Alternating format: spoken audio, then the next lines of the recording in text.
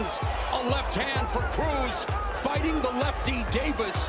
He has faced only one southpaw in his 8 most recent fights. True to his brand, ripping the left hook, the first thing he did. So it shows you at least that moment didn't intimidate you. Now for Davis, he said he made weight easier for this fight than he has for any fight in a long time. He hasn't had consecutive fights in the same weight class in his last. This is being the smarter fighter, collecting data. Yeah, low output, high accuracy, prodigious power. Oh, and Davis stumbling there as Cruz, and he has his fair share of supporters in attendance here in Los Angeles. A huge Mexican-American contingent. Yeah, more vocal than we would have thought in this crowd. And obviously, there's a lot of Gervonta Davis supporters here. Across the country. Yeah. A minute and a half left, and when I mentioned Santa Cruz being previously undefeated, he had never been stopped, is what I meant to say. Thank you very much. 45 seconds left here in the opening round. And a great start for Isaac Cruz. And a nice left uppercut. And that left uppercut, ask Leo Santa Cruz about that uppercut. That punch could be foreshadowing for the future in this fight. Oh, my. Referee ruling in a slip. Plenty of drama in the first round. On a Sunday night for Gervonta "Tank" Davis against Isaac Cruz. I like how Cruz, when he goes inside, he moves his head, and not only that, he's got a really tight, close guard, and he wants to keep doing that because David, you know, he's really smart in finding openings. And much like his mentor Floyd Mayweather Jr., Gervonta Davis knockouts. Davis searching for his 17th straight knockout. And we talked about Davis collecting data, and he shows it. You know, he's a guy, he's not throwing much punches. Oh, that left uppercut again. There it is, really accurate punching. Let his arm go. Effective punching from Davis. Stop, no punch. Straight back. Let's go. Floyd Mayweather Jr. screaming, keep boxing smart. To Gervonta "Tank" Davis, Isaac Cruz right in front of him. Davis able to evacuate, jab, and there's Davis. I was just going to say, part of the reason Cruz doesn't jab much coming in is because he's worried about being countered by that right hook, and look, it happened. Just past the midpoint of the second. Cruz attempts his own uppercut. Uppercut, right hand from the southpaw Davis. This whole building is waiting for one of those uppercuts to land by Davis. They are waiting for the uppercut to detonate so they can explode. And hands are free, guys. Let him go. Work on that, and guys. to see what happens when it lands. Will Cruz be able to take that punch or not? And again, the tight guard that Cruz has. Hunter in Davis's corner. Hunter co-training Davis along with Calvin Ford. Davis said Ford was the light he needed as a child. Yeah, he's a big influence on Gervonta Davis and has helped him in life, not just in boxing.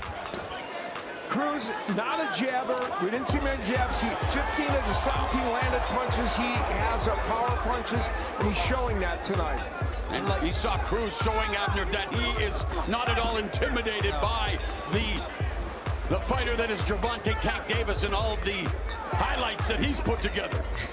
No, definitely not intimidated, you know, not showing that. He's trying to make an effort. He is, but you got to give it to Davis too. You know, we talked about, you know, him having trouble or problems with guys that will push him back. We're used to seeing Davis pushing fighters forward, but he's doing really good. He's counter-punching really well. Neither fighter has been on the canvas in their respective careers. Counter right hook by Davis upstairs. Gervonta Davis felt this was a fight in which he could show more of the nuances of his boxing skills, and he's trying to do that against this rugged guy coming after him. Barry Hunter wanted the jab from him, and Davis, he hasn't gotten that on track as much as he would like, probably. Left uppercut, right hook combination by Davis looked good in the corner. And you talked about it in the opening of the telecast, Al, that, you know, Davis can knock you out with different punches, any punches, and he has in the past. Exactly right. And he that's does what makes it him dangerous. And he does it in different weight classes. Yeah, that too. 5 different weights in his last 5 fights. Proved that he could carry the power up to 140 late in his. Above all else, it's his accuracy that is the key to his power. Yeah, key of power is timing, right position, right place, and Cruz, Davis does that really well. And it's worth noting that Davis is showing a lot of movement in boxing. Cruz has had problems with that in recent fights. He's won the fights, but has had a problem with lateral movement when he's facing it. And Cruz trying to land that right and then the left to the body of Davis, and Davis using lateral movement, using defense, lulling Cruz into the ropes and, well, taking some shots to the body. Cruz is doing a good job of going downstairs, even when Davis is on the move, and that's a little surprising. He catches Davis with a jab as Davis exit. Right hook by Davis, and then the exit. So utilizing the angles like you mentioned, Abner, and again missing with the left hook was Cruz as defense on display by Tank Davis, and that left uppercut. Cruz walked into it. No punch, no punch. Let him go. Let him go. It's always there waiting, isn't it? Oh, yes. I like what Davis is doing also. He's standing right in the center of the ring, using the center of the ring a little bit more, just waiting for Cruz to make a mistake. Lead right hook by Davis.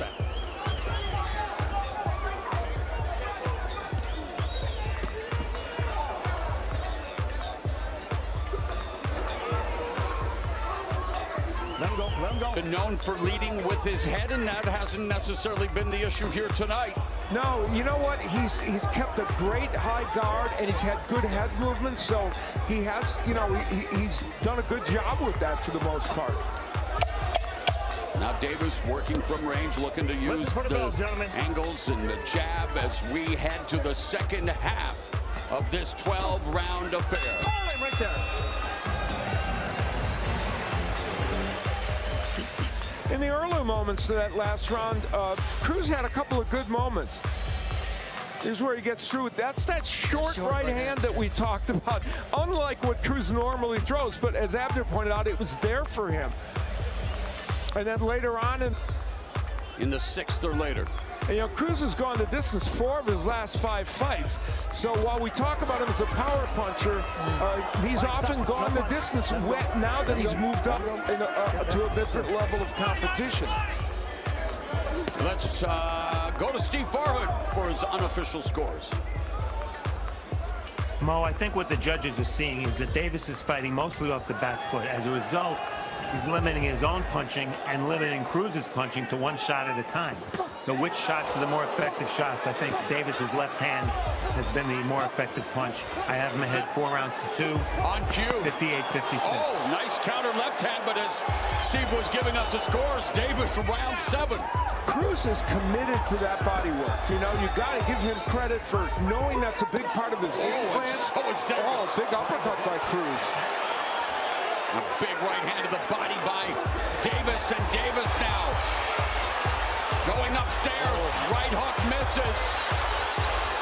And we talk about Davis's versatility with power. He's got a great right hook, and that the one may have crowd stunned him. anticipates Gervonta Tank Davis beginning to put the pedal to the metal, but Cruz landing a right hand. Davis has downloaded the data. Yes, we talked about him changing the tempo of the fight, and he's doing it in the 7th round, pushing Cruz back, choosing his punches well. Leading with the right hook and a left. Great round for Gervonta Tank Davis as we go to round 8. Right there.